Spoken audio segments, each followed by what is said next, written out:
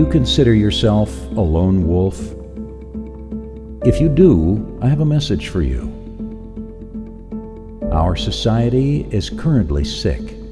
People are feeling increasingly isolated and alone. Our sense of community has been eroded. We've been given the message that you have to look out for yourself, first and foremost.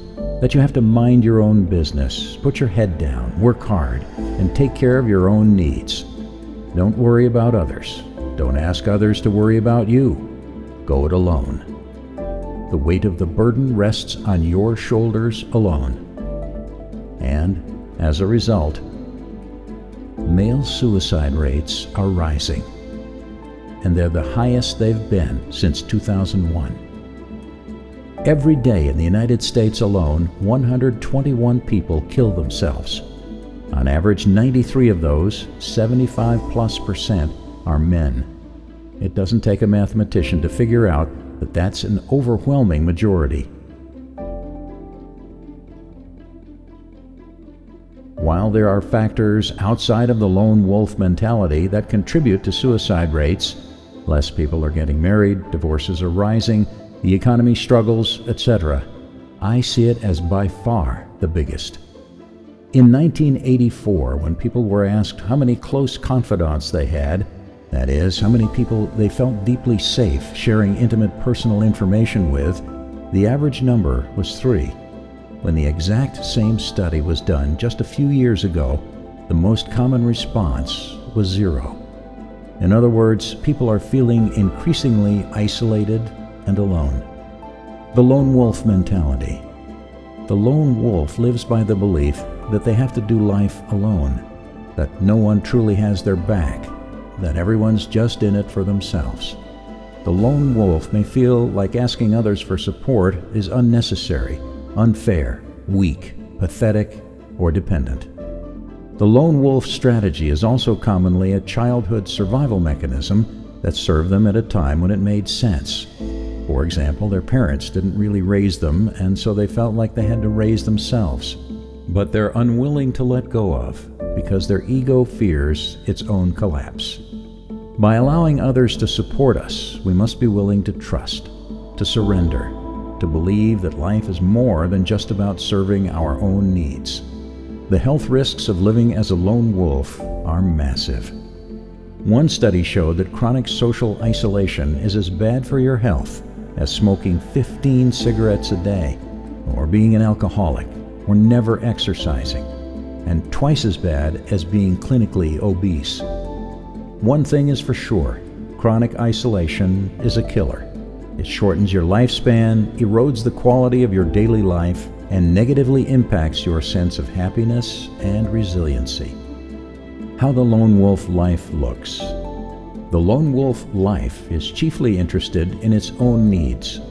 Because no one else looks out for the lone wolf, they must spend an exhausting amount of time, energy, and resources getting their own needs met and fighting for what's theirs. Other people are often seen as an obstacle or threat. The lone wolf is always on the lookout for other people moving in on their scarce resources. The overarching mindset being one of, everyone's just in it for themselves, so why should I trust anyone anyway? This hyper-vigilant, threat-seeking way of living is exhausting. At a certain point, the lone wolf either becomes depressed, burned out, suicidal, or just plain miserable. Either that or they build a bomb shelter and live out of it, eating canned beans until the inevitable apocalypse comes. Benefits of being deeply connected to a tribe. If you've been deeply entrenched in the lone wolf mentality for some time now, it might not seem as appealing to give it up if you haven't reached your breaking point of frustration or aloneness. Here are a few benefits that come from giving up the lone wolf mentality and allowing yourself to be in community. A thriving social life is good for your health. In the now famous 75-year-long Harvard study on what it is that makes people happy, the number one determining factor was relationships. More than any other single factor, the closeness and quality of your relationships keeps you alive longer and improves the quality of your life the most, day to day. You make more money. People with a greater depth and breadth of social contacts make more money. When you really think about it, money is born of relationships. People buy from people. People invest in people.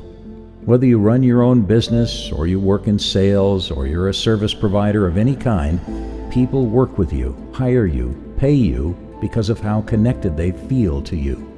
Regardless of what industry you work in, you can try this out. Double down the effort you put into your relationships, and you will see your income and career opportunities skyrocket. You're more resilient to the inevitable stressors of life. Social connectivity serves many functions in your life, one of which is providing you a source of support during challenging times. Challenging situations will arise in your life. People you love will die. You will get laid off from work. You might get kicked out of the place you live in. You might get diagnosed with an illness. When these things happen, having a strong social support network will make you more resilient to the challenges being presented to you. How to overcome your lone wolf tendencies. The truth is that humans are a social species. We thrive when we are in community. We thrive when we feel like there are people who see us, believe in us, and have our backs.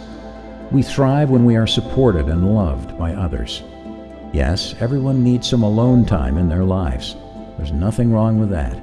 The problem arises when someone begins to identify as the lone wolf and slowly loses any sense of connectivity with others in their lives. Yes, you can get by as a lone wolf for a time, but without a tribe, it is impossible to thrive. Here are 3 powerful ways that you can start pushing back against your lone wolf tendencies. 1. Fight like hell to create a social life. Step number 1 in giving up the lone wolf mentality is to allow yourself to cultivate a rich social life. Go to events, join clubs, join groups, invest in old hobbies that you love but have deprioritized, re-engage with old friends. Simply put, extend a lot. Be kind to others. Share yourself vulnerably. Let people see you and become deeply interested in the worlds of others. This will likely require huge amounts of courage, effort, and time, and it will be worth it. 2. Extend to others and offer support. When you have a few friends on your roster, put in a genuine effort to continue to invest in those relationships. It's akin to watering a garden. Put energy into the relationships, and they will give energy back to you. One of the key things that you can do to keep the momentum in your relationships going is to regularly extend to your friends and offer them support. If you've done a good job at understanding them and knowing their needs, wants, and goals, then it should become easy to know or predict what they might need help with. Maybe one of your friends is coming up against some money troubles, and that's one of your zones of genius. Or maybe you know that another friend is struggling with their spouse, and you can offer some support by listening to them.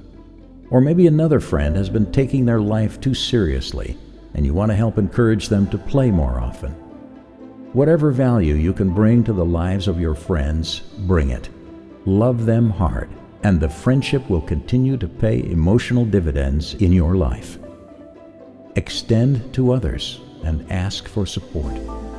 The other key thing that you can do for your health and well-being and for the strength of your relationships is to ask for support from your social network.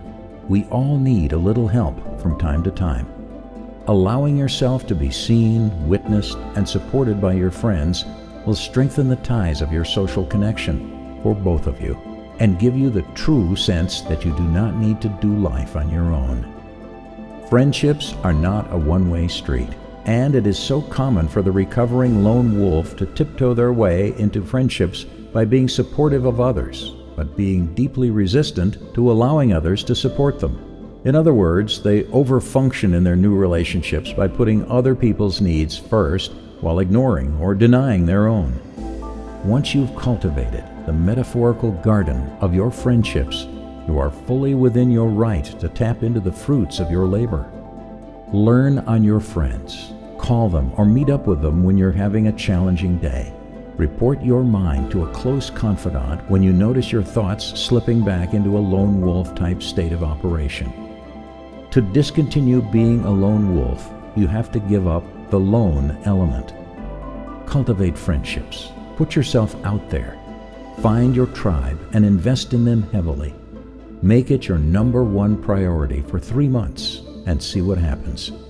My bet, you'll be happier, healthier, and feel more supported and emotionally resilient in no time.